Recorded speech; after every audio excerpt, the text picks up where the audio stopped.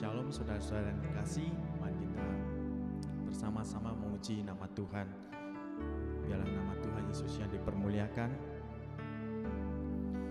Yesus Tuhan,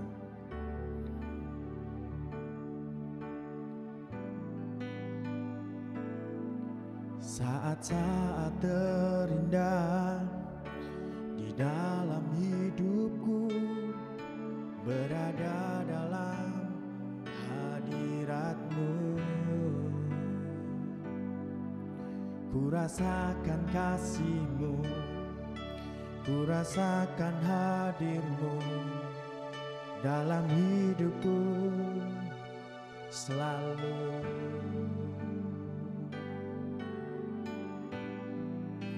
Selamanya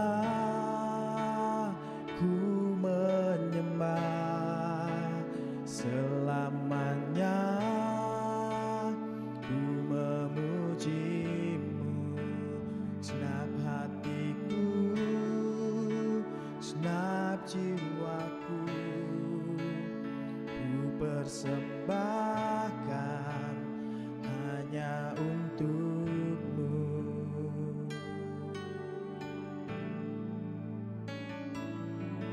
Saat-saat terindah di dalam hidupku berada dalam hadirat-Mu.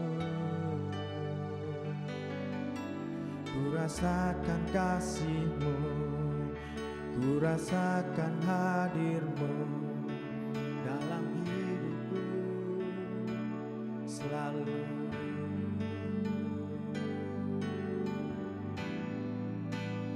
Selamanya ku menyembah, selamanya ku memuji-Mu. Segenap hatiku, segenap jiwaku, ku persembahkan hanya untuk-Mu. Selamanya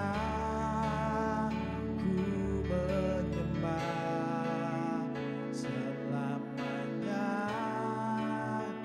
ku memuji-Mu. Segenap hatiku, segenap jiwaku, ku persembahkan hanya untuk-Mu.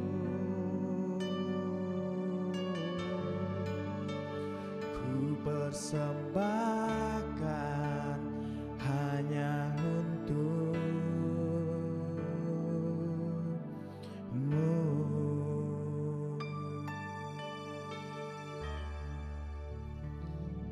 Tuhan Yesus memberkati.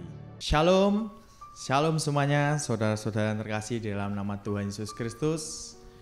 Saya berharap dan berdoa semuanya sehat, semuanya bahagia, semuanya dalam keadaan yang baik di dalam Tuhan.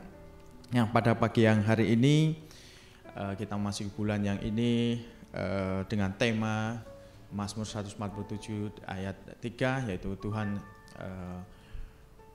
memulihkan keadaan bagi orang yang patah hati dan membalut luka-lukanya. Nah, sebelum masuk di dalam firman Tuhan, saya ingin bertanya pada saudara-saudara sekalian semuanya, apa akibat dari patah hati? Nah, kira-kira apa saja? Mungkin bisa dipikirkan dalam apa sih penyebab atau apa akibat dari patah hati. Yang pertama itu pasti larinya hal-hal yang negatif. Mungkin kita murung, mungkin kita nggak mau makan, atau bahkan yang ada di film-film itu ketika patah hati melukai diri sendiri. Jadi larinya itu ke hal-hal yang negatif gitu. Terus kemudian yang kedua adalah pasti trauma. Memiliki trauma yang sangat luar biasa karena patah itu. Jadi ketika sudah seperti ini, sudah tidak mau bergaul lagi gitu. Jadi salah satu yang pernah saya dengar adalah kenapa ada mohon maaf ada homo atau lesbian itu karena mereka trauma dengan patah hati itu sehingga mereka tidak mau lanjut, malah dengan sesama jenis itu sangat-sangat membahayakan sekali. Nah, ketika kita patah hati tetapi jauh di dalam Tuhan, maka itu akan sangat membahayakan bagi kita.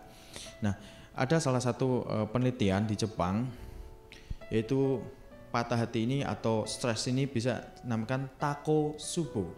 Nah, takotsubo ini betapa bahayanya ketika orang yang sedang patah hati, dia tidak dapat perhatian atau dia tidak mau di dalam Tuhan atau menyerahkan itu kepada Tuhan, maka itu sangat bahaya sekali. Nah, tako yang di sini berarti artinya adalah gurita. Kemudian subo artinya adalah pot. Jadi takotsubo, pot. Jadi misalnya ini pot, nah ini ada gurita, dia akan merangkap seperti ini. Nah, semakin lama gurita ini akan menekan potnya ini, semakin menekan dan potnya ini akan hancur. Nah, jadi berada dalam cengkraman gitu loh. Nah, ibaratnya sama. Jadi ketika kita merasakan atau mengalami patah hati, kita itu tekanan yang luar biasa atau pikiran-pikiran yang sangat tidak diduga, karena kita mendapatkan rasa patah hati itu, kita tertekan seolah-olah kita tidak mampu, kita membayangkan hal-hal yang sebenarnya tidak perlu, itu pasti terbayangkan, sehingga dengan tekanan gurita tadi kita juga bisa sesak nafas, kita juga bisa bahkan bisa sampai meninggal kalau kita tidak segera melepaskan apa yang menjadi jeratan dari gurita tadi. Nah, ini sama dengan kita ketika kita mengalami patah hati, kita terus-menerus menyalahkan sendiri atau mencari alasan atau mengurung sendiri, kita tidak mau terbuka kepada orang tua atau kita tidak mau terbuka dengan kakak senior yang ada di gereja atau bahkan pendeta, maka akibatnya adalah sangat fatal. Karenanya kita harus atau kita mau melepaskan patah hati itu bagaimana? Nah, bersyukur dalam kita firman Tuhan mengatakan, yaitu dalam Mazmur 147 ayat 3, Ia atau Tuhan menyembuhkan orang-orang yang patah hati dan membalut luka-luka mereka.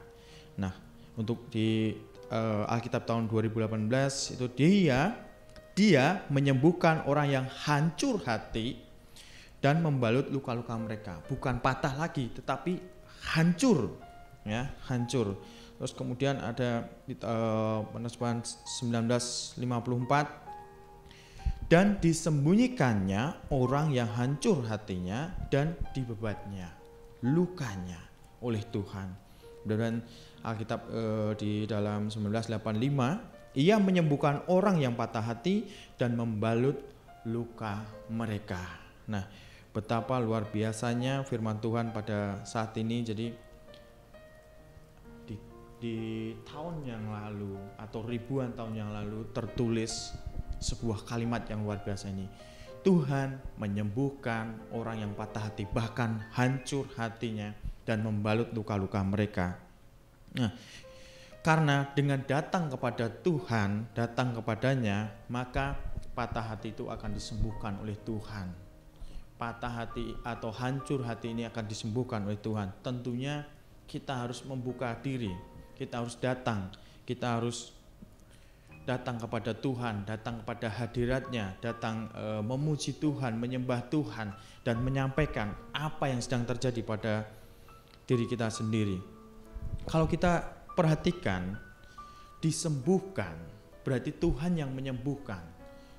Hanya Tuhan yang menyembuhkan dari rasa patah hati ini. Hanya Tuhan yang menyembuhkan. Tetapi perlu kita sadari, setelah Tuhan menyembuhkan dan Tuhan juga membalut lukanya.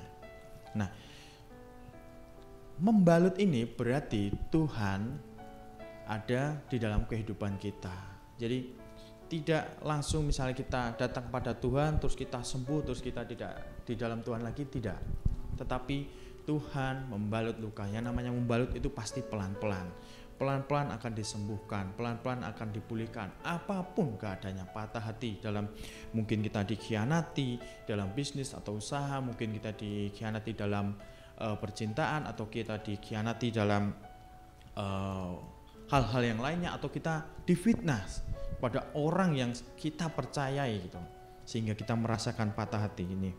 Nah, kita harus datang pada Tuhan, bawa di dalam doa, kemudian menyembah Tuhan. Memang tidak mudah, tetapi hanya Tuhan yang sanggup menyembuhkan patah hati ini dan membalut luka-luka kita ini. Nah, mari kita persiapkan saudara-saudara terkasih di dalam nama Tuhan Yesus Kristus, miliki waktu pada Tuhan, baik saat teduh atau malam, nyanyikan syukur, pujian, penyembahan, apapun keadaan kita yang sedang terjadi. Semakin mendekatlah sama Tuhan, semakin minta hikmat, semakin meminta pertolongan kepada Tuhan, karena hanya Tuhan Yesus yang sanggup menyembuhkan dalam keadaan ini, sehingga kita akan melihat pertolongan Tuhan sangat nyata, pertolongan Tuhan tepat pada waktunya, pertolongan Tuhan sangat-sangat nyata untuk dalam keadaan patah hati, karena akibat dari patah hati ini sangat-sangat berbahaya. Saudara-saudara yang terkasih, kita merasakan langsung pertolongan Tuhan. Nah, saya berdoa dalam hal ini, saudara-saudara yang terkasih, ingatlah ketika apapun yang terjadi dalam kita, mari kita semakin taat dan setia kepada Tuhan, minta pertolongan kepada Tuhan.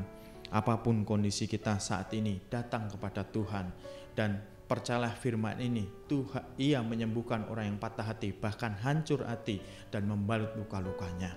Percayalah, Tuhan yang sanggup menolong kita. Nah, maka Tuhan akan memberikan hikmat, Tuhan akan membalut luka kita, Tuhan akan menuntun kita melalui Roh Kudus, kita akan dituntun dan kita akan menerima segala apa yang diberikan Tuhan kepada kita.